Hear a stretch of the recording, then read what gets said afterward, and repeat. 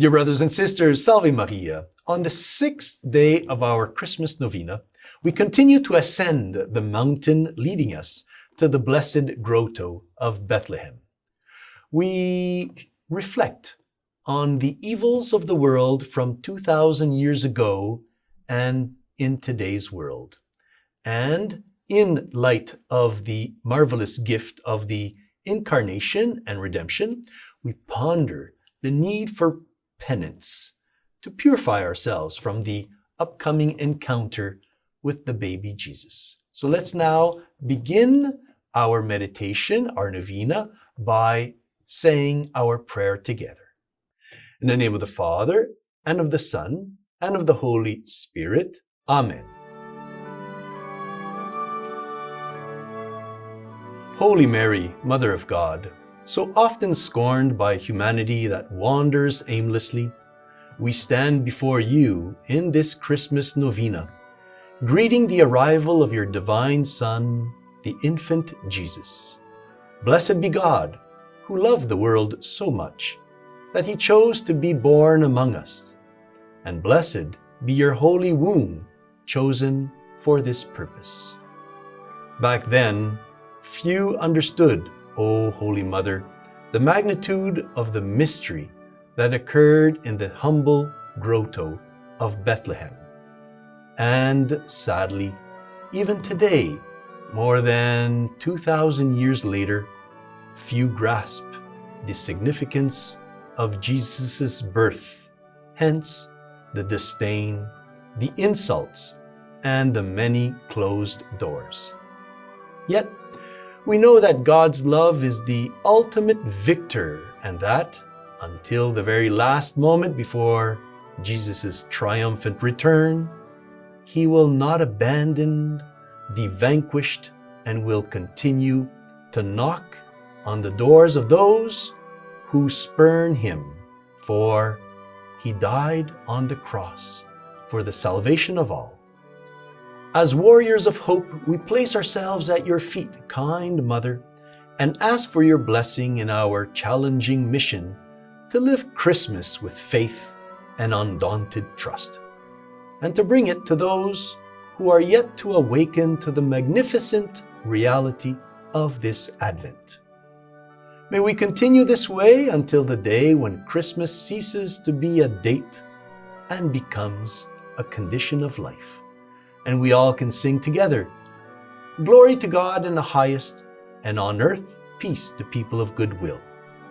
Trusting in your kindness, we now present our requests, praying that you will grant them if they are for our good and in accordance with God's will.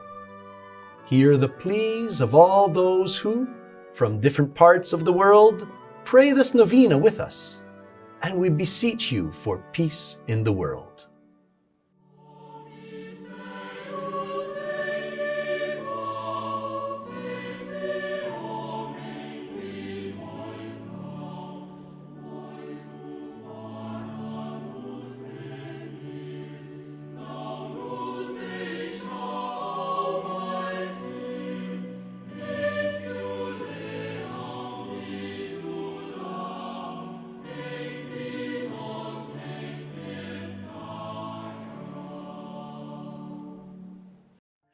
Christmas, brothers and sisters, is fundamentally a Christian celebration. We need to welcome and celebrate it. Although many kind of celebrate it in a kind of pagan manner, we must be coherent and live our faith truly. Today, let's meditate, therefore, on the precious gift of peace. The topic is extremely appealing, especially since peace is not just the absence of wars or bombs or deadly drones like we see today. Peace is something different and superior with a different essence. What is peace? Well, Jesus is referred to in scriptures as the Prince of Peace. Of course, he is also known as the Lion of Judah. And the Gospels tell us, among many other things, that he drove the money changers from the temple with a whip in his hand. But this apparent contradiction between friendly peace and fiery zeal is not actually a contradiction, but a wonderful complement. Let me give you an example. Doesn't a good father or mother tenderly love their child while also correcting and even punishing them when necessary? Obviously, yes. Although there are parents who fail in this duty, and thus, unfortunately, the state of our world today. So consider the wonderful words Jesus said to his disciples before his ascension. Peace I leave with you, my peace I give to you. Not as the world gives do I give to you. Let not your hearts be troubled, neither let them be afraid. These words of the adult and resurrected Jesus reflect the same sentiments and values that throbbed in the heart of the child in the manger. Peace, therefore, must be built in our hearts, for it is there that the feelings that nourish it will develop and expand. Although passions that can threaten, weaken, and suffocate it also reside in our heart. The human heart is the place of God's interventions. The angel sang in Bethlehem to the shepherds, "Glory be to God in the highest, and on earth peace to men of good will." This Christmas, amidst current dramas, this song continues to resonate for those who wish to hear it.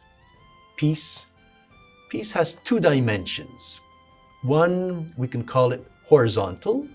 It occurs in the relationships between people. This is a horizontal dimension of peace. The other dimension, we could call it vertical. It's a dimension, it's a form of peace which we find in each person's soul in our relationship with God, in whom everything has its foundation. It's St. Augustine who has a unquestionable authority in the Church, who defines peace as the tranquility of order. How well encapsulated is this notion of peace, the tranquility of order? In the last century, what was called the Cold War, which is nothing more than a hot peace, that is a potential explosion, was not a tranquility of order.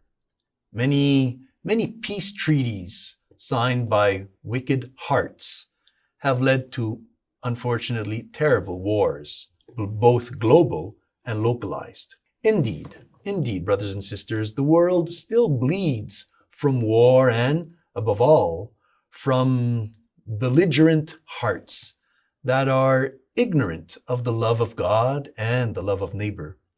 They are kind of unaware of this vertical and horizontal peace that we spoke of, which we would like to see established in all of our families and in all of the countries and in the Church itself. Now, one of the Beatitudes in the Gospel tells us that blessed are the peacemakers, for they shall be called sons of God. Peace in Latin is pax, and it means unity. Love unites, and hatred divides. Those who work for peace strive to bring together and strive to maintain authentic harmony among people.